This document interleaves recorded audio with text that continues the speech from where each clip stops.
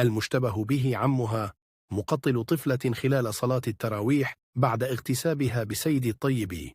في فاجعة هزت منطقة سيد الطيب بضواحي مدينة القنيطرة.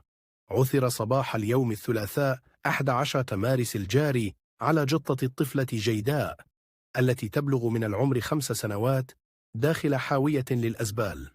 المعطيات المتوفرة تفيد أن الطفلة جيداء التي اختفت يوم أمس الاثنين أثناء تواجدها مع والدتها في المسجد لصلاة التراويح بالقرب من المتنفس الترفيهي لجماعة سيدي الطيب قرب القنيطرة، قبل أن يعثر عليها بعض عمال النظافة اليوم الثلاثاء جطة داخل إحدى حاويات الأزبال.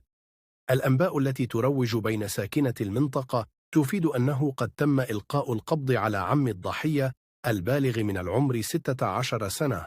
والذي يشتبه في كونه قام باختطافها وقتلها خمقا بعد اغتصبها قبل أن يتخلص من جطتها في حاوية القمامة.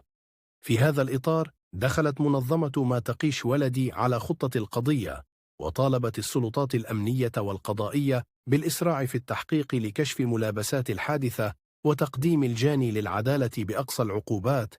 معتبرة أن هذه الجريمة الشنيعة تعكس خطر العنف الذي يتهدد الأطفال، مشددة على الحاجة الملحة لتعزيز تدابير الحماية وضمان بيئة آمنة لهم.